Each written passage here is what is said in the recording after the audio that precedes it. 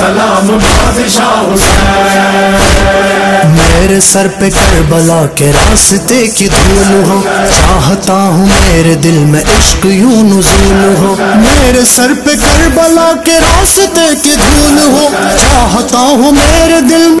लोग कहते हैं कि सरकार किसी को भी खलीफा मुंतखब करके किसी को भी खलीफा बनाकर नहीं गए, आप ऐसे ही चले गए, किसी को सरकार ने खलीफा नहीं बनाया। ये लोगों ने ज़ोर शोर से बात मिंबर पे चढ़ चढ़ के और नाच नाच के की है। सिर्फ मिंबर पे चढ़ के नहीं बल्कि नाच नाच के लोगों ने ये बात कही है कि सरकार किसी को खलीफा मुंतखब करके नहीं गए, किसी को भी खलीफा बनाकर नहीं गए। और एक तरफ ये भी कहते हैं कि हज़रत अबू बकर को मुसल्ला सौंपा, आओ जी नमाज पढ़ाओ, आ जाओ मुसल्ले पर।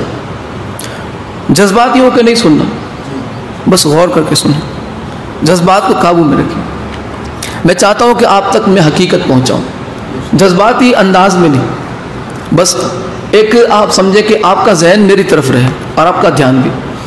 आइए जनाब, हज़रत अबू बकर से फरमाया कि हज़रत अबू बकर की खिलाफत के सबूत में एक तो ये है कि आपने रसूलुल्लाह ने हज़रत अबू बकर से फरमाया कि आओ जी मुसल्ले पे नमाज पढ़ाओ, मेरी जगह तुम इमामत करो। उन्होंने ख्याल पेश किया, वो किताबों में लिखा है, ठीक है। उन्होंने दलील बनाई इसे कि रसूलुल्लाह ने अपने मुसल्ले पर जिसे खड़ा किया वो खिलाफत के सबसे ज़्यादा हकदार हैं। मैं सादा ज़बान में बात करूँगा और आप तक इंशाअल्लाह बिल्कुल आसानी से पहुँचेगी। मुसल्ला, ये मुसल्ला है ज़मीन पर, इस पे सरकार के कदम रहते हैं, जिस पे सरकार के कदम रहते हैं उस पे सरकार ने फरमाया हज़रत अबू बकर से कि जी आओ जी नमाज पढ़ाओ। और फिर इन्होंने जुर्रत करके ये भी लिखा कि सरकार ने नाउज़ुबिल्लाह उनके पीछे खड़े रह के नमाज पढ़ी, जज्बाती नहीं होना, सिर्फ सुनना। उन्होंने पीछे रह के नमाज पढ़ी, नाउज़ुबिल्लाह सरकार ने हज़रत अबू बकर के पीछे खड़े रह के नमाज अदा की, ये उन्होंने लिखा।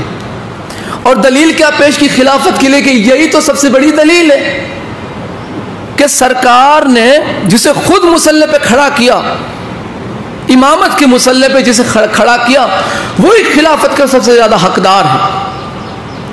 मैं कहता हूँ ए भोले भाले मुसलमानों, ए टनाटन सुन्नियों, खुदा के लिए इतना ज़रा गौर करो, गुजारिश है गौर करो इतना कि तुम्हें वो नज़र आ गया कि जिसे रसूलुल्लाह ने मुसल्ले पर खड़ा किया, तुम्हें वो नज़र नहीं आया जिसे रसूलुल्लाह ने कांधों पे सवार करवाया, वो नज़र नहीं आया। मुसल्ले पर खड़े रहने वाला अफजल है या कांधों पे खड़े रहने वाला? मुसल्ले पर खड़े रहने वाला खिलाफत का ज़्यादा हकदार है या वो जिसे रसूलुल्लाह अपने कांधों पे सवार करा? कि जिसके अलावा वो अली के जिसके अलावा रसूलुल्लाह के कोई भी उतना करीब न था। जितनी नुसरत औलाद अबू तालिब में और औलाद अबू तालिब ने रसूलुल्लाह की और किसी ख़ानदान ने नहीं की। तो तुम्हें वो तो नज़र आ गया कि सरकार ने मुसल्ले पर खड़ा किया तो जी आओ जी नमाज तुम पढ़ाओ जाओ। सरकार आखिरी वक्त में बीमार थे तो आपने फरमाया हज़रत अबू बकर से कि जाओ नमाज पढ़ो, तो लिहाजा वो आए और फिर उन्होंने नमाज पढ़ाई और नाउज़ बिल्लाह सरकार ने पीछे खड़े रह के बाद नमाज भी पढ़ी। ये उन्होंने खिलाफत के लिए पेश किया, तो लिहाजा सरकार उन्हें खलीफा बना कर गए, ये दलील पेश की। अच्छा जी, अगर सरकार इन्हें खलीफा बना कर गए थे, मुझे बताओ सकीफे में क्या करने गए थे? क्या करने गए थे सकीफा में? अगर सरकार हजरत को खलीफा बनाकर गए थे, भाई सकीफे में क्या करने गए थे? क्या करने गए थे सकीफा के अंदर? अगर जब खलीफा बना के गए थे सरकार, जब फैसला हो चुका था कि हो यही खिलाफत का हकदार है, तो क्यों गए सकीफा में तुम लोग? और वो भी सरकार का जनाजा छोड़कर। यहाँ पे किताब रखी हुई है, वैसे आज वक्त बिल्कुल भी नहीं है, मैं इंशाल्लाह अगले जुम्मा पेश करूंगा, अगले जुम्मा इंशाल्लाह ये सारे दलाइल पेश करूंगा। तो भाई क्यों गए सकीफा के अंदर? اب وہاں پہ انہوں نے کہا کہ سرکار کسی کو خلیفہ بنا کرنے گئے تھے. ایک طرف جب یہ بات کہتے ہیں کہ مسلح سونپا مطلب خلافت سونپی, جب ہم کہتے ہیں کہ جب خلافت سونپ دی تھی اعلان کر کے گئے تھے تو بھائی کیا کرنے گئے تھے سقیفہ میں؟ سیدھی بات ہے, سیدھا سا سوال ہے, سادہ سا سوال ہے. تو سقیفے میں کیوں گئے تم لوگ جب خلیفہ حضرت ابو بکر بنا دیے گئے تھے؟ انشاءاللہ ایک کے بعد ایک میں سارے دلائل رکھوں گا آپ کے سامنے کہ سرکار کسے خلیفہ بنا کر گئے تھے. اب جن لوگوں نے کہا کہ سرکار نے کسی کو خلیفہ نہیں بنایا تھا, کسی کو بھی نہیں بنایا تھا سرکار نے خلیفہ, یہ کیسی بات ہے اور یہ کتنی آپ سمجھیں کہ یہ بےہودہ بات ہے. نعوذ باللہ سرکار پہ کتنی جو ہے پست تہمت لگائی گئی. سرکار کسی کو بھی خلیفہ چھوڑ کر نہیں گئے. آپ ذرا یہ مجھے بتائیں کہ آپ کے یہاں پہ شادی ہو آپ کے یہاں پہ, اور آپ کے کوئی دوستوں میں دودھ کی ڈیری والا ہو, دودھ کی ڈیری یا کسی نے جانور رکھے ہو, گائے بھینس بکری گھیٹے وغیرہ, یہ کسی نے جانور رکھے ہو. یہ مثال پہ آپ بغور توجہ فرمائیں اور آپ اسے کہیں کہ جی میری شادی 8 دن کے لیے چل میرے گھر, یا مجھے برات میں جانا ہے وہاں 3 دن رکنا ہے.